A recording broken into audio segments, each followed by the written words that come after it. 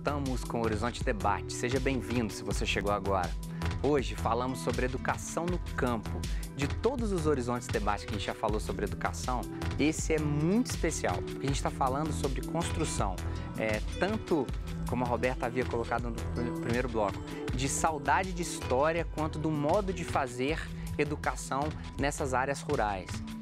Participe com a gente, mande suas perguntas para os nossos convidados pelo WhatsApp, fácil, no 31 99642 8473. Quando você enviar sua pergunta, coloque seu nome e seu bairro. Na última quarta-feira, em que a gente falava sobre o atentado ao candidato Jair Bolsonaro, foram várias as perguntas, eu conversei com muitos telespectadores, então mande para cá, no 99642 8473.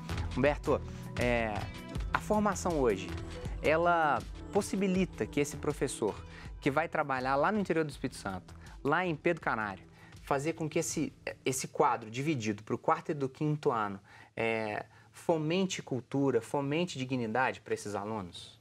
Eu acho muito interessante esse preâmbulo que a Roberta faz com relação ao desenvolvimento histórico do campo e do urbano, porque o processo de formação de professores ele não está descolado desse movimento histórico.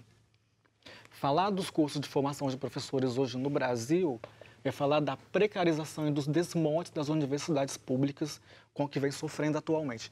Isso tem implicações sérias na prática profissional desse professor que vai atuar tanto em escolas do campo quanto nas escolas da zona urbana. Então, para mim poder afirmar se esse professor ele tem uma qualificação de qualidade como deveria ter para poder atuar nas escolas do campo ou urbana, é necessário falar também da qualidade dos cursos de formação de professores e das condições objetivas nas quais esses cursos são desenvolvidos. E aí existe uma contradição muito grande, porque algumas universidades, algumas instituições, com muito esforço, com muita luta, conseguem ultrapassar algumas barreiras. Agora, não dá para poder falar em qualidade da educação básica se não houver qualidade de investimento na formação de professores. Aí a gente está falando, eu busquei uma resposta ao problema que a Roberta colocava. Agora o Humberto e a Aniele, Roberta, colocam um outro problema, que é a questão da formação de professores. Como que você vê uma resposta para essa formação nas andanças pela América do Sul, dentro do tema da educação do campo?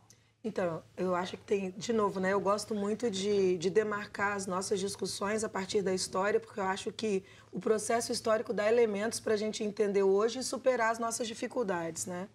E eu estou dizendo isso por algumas questões muito importantes, assim. A primeira é a de em que momento da história do desenvolvimento urbano industrial se definiu que o campo no Brasil era atrasado.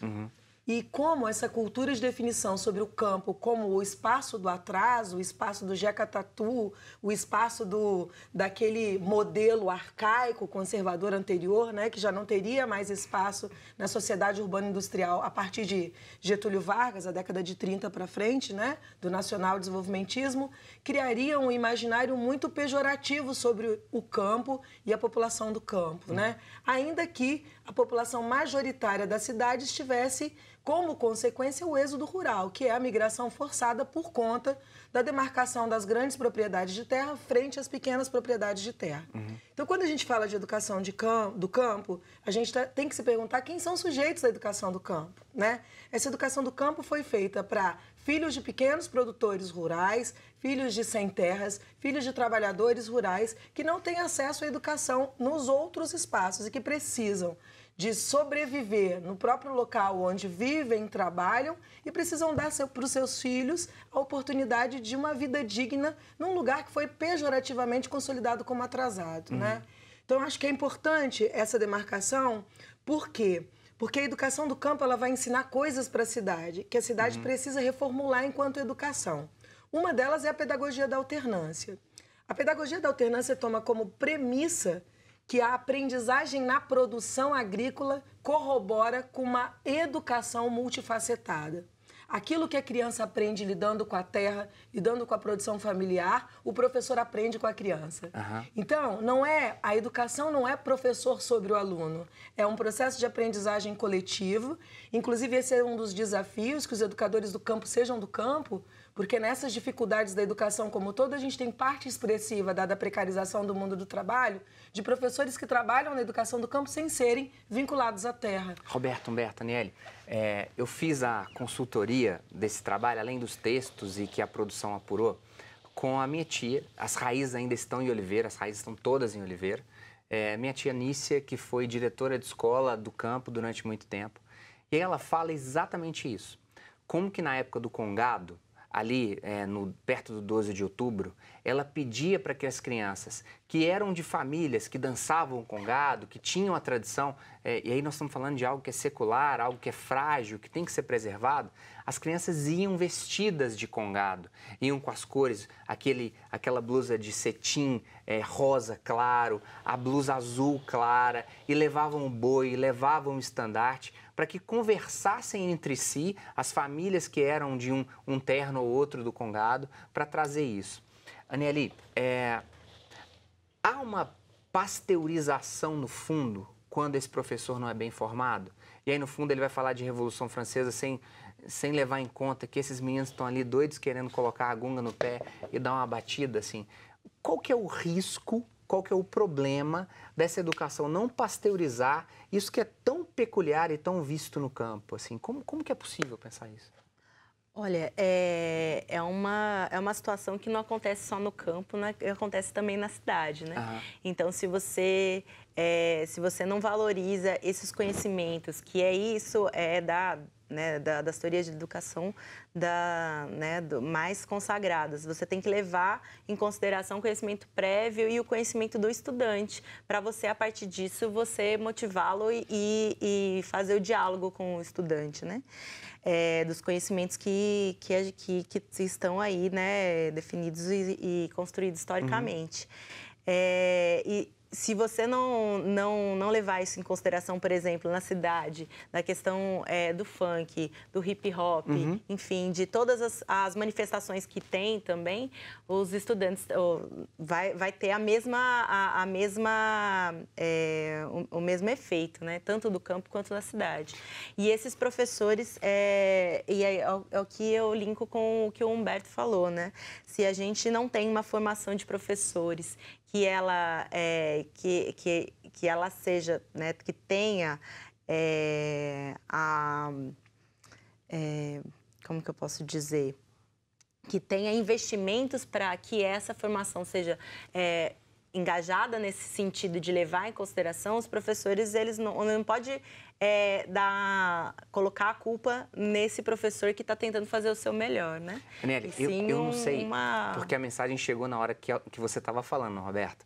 O Rafael Andrade, do Barreiro, ele está perguntando assim, isso me soa papo de petista. Rafael, isso me soa papo de petista. Como que é possível fazer com que a escola faça o menino ficar no campo e produzir no campo? Ele está sendo bastante direto. Como pensar isso, Humberto, Roberta, Aniele? Posso começar? Claro. Mexeu. Quem dera que fosse petismo isso, né? Eu ficaria feliz que o PT tivesse isso como prioridade. Não teve, Humberto? Não, porque o fechamento das escolas do campo se deram como majoritariamente no período do PT. Então, não é petista, é um papo de quem acredita que a educação transforma. E a educação que transforma não é a educação à distância. A educação que transforma é aquela do convívio cotidiano. Eu vou dar um exemplo super interessante para o telespectador sobre a primazia do alimento na vida da criança na educação do campo.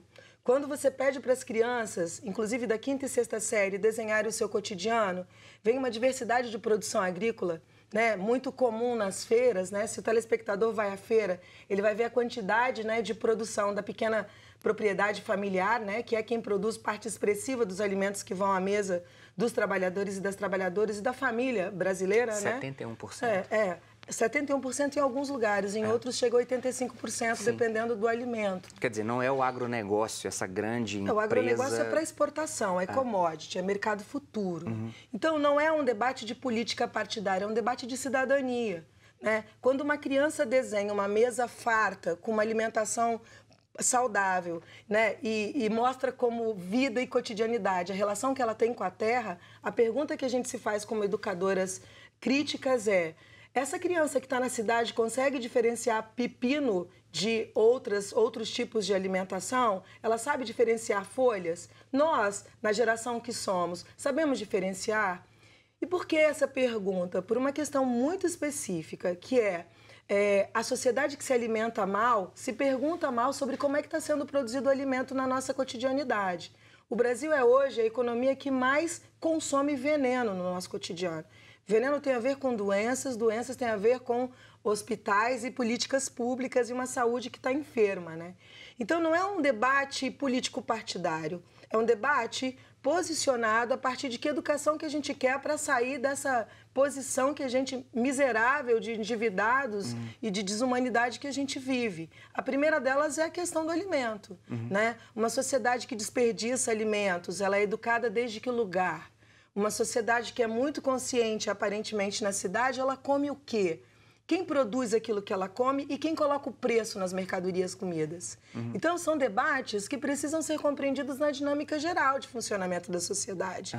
O que a gente está dizendo é que a educação do campo, ela fica escondida, ocultada ou preterida a partir da primazia de uma cidade que está sofrendo múltiplos problemas. Sem o campo, a cidade não come.